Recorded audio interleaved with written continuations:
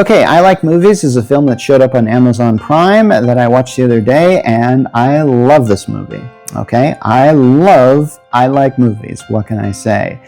This is a film that I really enjoyed because it is really a love letter to people like me, people that will watch movies and get obsessed with them and really want to make them their life, but they really don't know if they can. So, granted, I felt like the main character of this film, who is always wanted to go to NYU film school. Apparently, he thinks that's the thing he's trying to go for. So, the main character of this is just about to graduate from high school, and this is one of those times in which, like, okay, maybe I'll get into that later. You know what? I'll get into this now.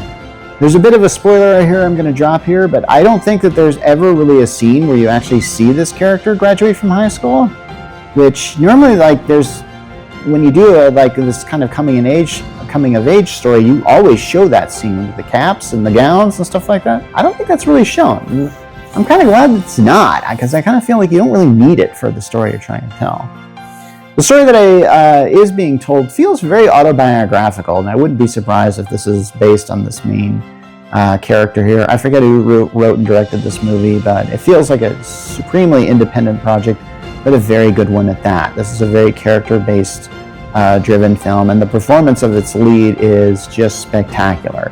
Because we both like this guy, but we also know that this guy is an entitled piece of crap sometimes, and this film goes out of its way to show this, and which I think is very good. So the main character is a guy who likes movies, and he's applied to NYU, and he doesn't seem to be open to the idea that he should be applying to other schools, but eventually he comes around to it. And you can tell that he feels like, because this character is Canadian, and he realizes, like, if he wants to go to NYU, he's going to have to move down there, and it's going to cost him a lot of money that he does not have. So he takes a job at, like, a video store that's called Sequels, and this movie takes place in a very certain time frame, because I believe, let's see, Punch Drunk Love just got released, so I can't remember when that film came out, but a lot of film buffs really like Punch Drunk Love, and I can understand that. It's a pretty good film.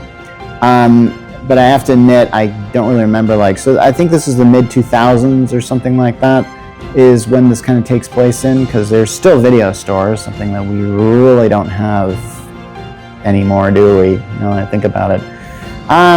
So yeah, there's kind of like you know, he works in this video store, and he's doing the kind of the best job he is, but he's not really good at the relationships. At the beginning of this film, they show him, like, making a short film with his friend, and this film is just crazy. It's called, like, Rejects Night, because apparently every Saturday night they don't really go to parties. They don't really have any friends. They just kind of hang together, and then they do these silly videos. And this video showed them in the bathtub together, and they played this video, like, as an assignment. They basically showed this video, and they weren't even supposed to do that type of assignment. So, and they're in charge of, like, the end of the year video, so they're really excited about it. So the main character and his friend, they're not getting along, because this friend wants to, you know, have a girlfriend or something like that, and this is one of those guys who's just super petty, and, like, so if you're just like, no, you can't have any other friends but me kind of guy, and the main character is very super petty and is very much into movies in a super bad way, and just has this very superior kind of complex. In fact, he tells his friend in no certain terms, it's like, yeah, man, I don't really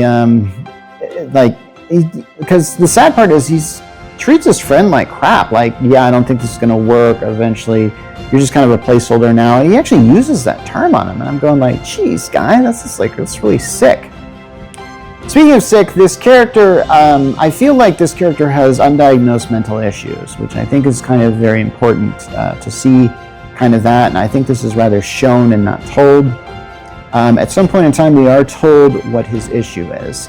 This character had a father who committed suicide. And I gotta admit, that's a pretty sick thing to live with, and but they also show that this character is using that as a crutch. They do not hold back from that every once in a while that this character will just use that as like, hey, my dad committed suicide, I mean, I'm a real basket case and stuff like that. And yeah, that's so, like, there's one time where the main characters have a hard time just getting to work, and when they get to work, they kind of have a nervous breakdown and a panic attack, and it's pretty, it can be pretty bad. And so what's interesting is that this main character kind of has this relationship with the supervisor, who the supervisor actually reveals her backstory about how she tried to work in Hollywood and how it turned out pretty bad for her. And actually, I really like that scene. It is done incredibly well.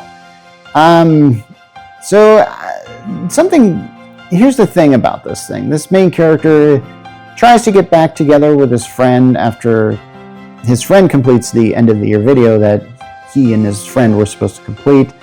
And, oh, by the way, his friend is dating somebody who is going to film school, and yeah.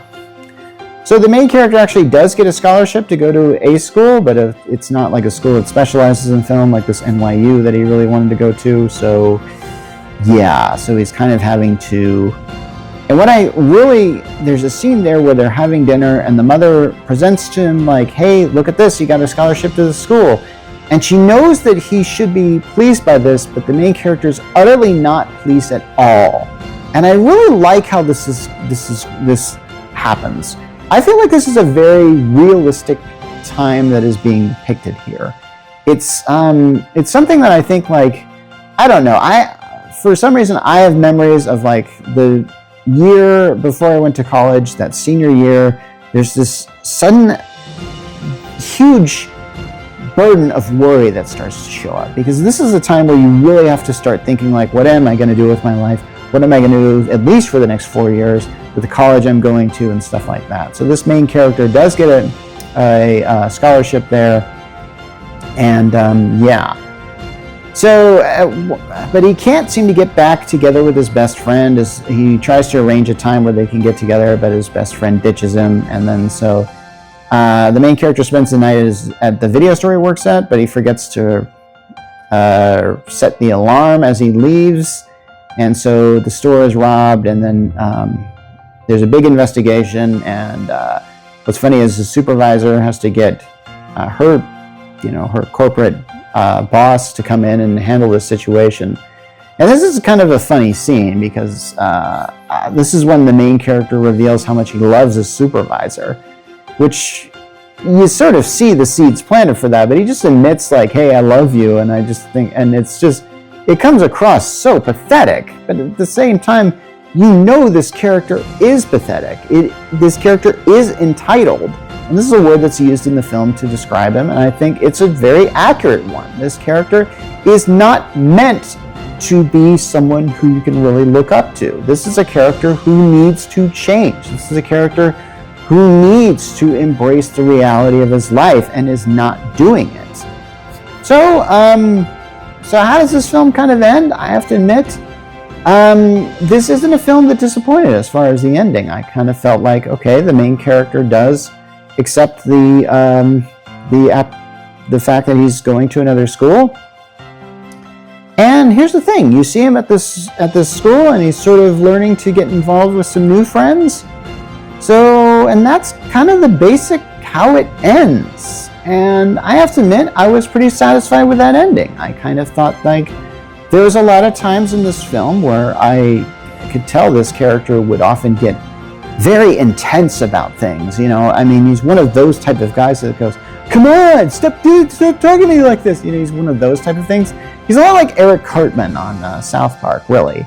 And, but a little less like Eric. But essentially, yeah, there's some things about this guy, and I felt like it had a positive ending. Like, you could tell, like, okay, this is where his life is going to go, and it's like, maybe it's not going to go, maybe he's not going to be a successful filmmaker, but it doesn't matter. He starts to become a better person, which I think probably what this film is really needed to be about. Go see this movie, because honestly, if you like films, you will like I Like Movies.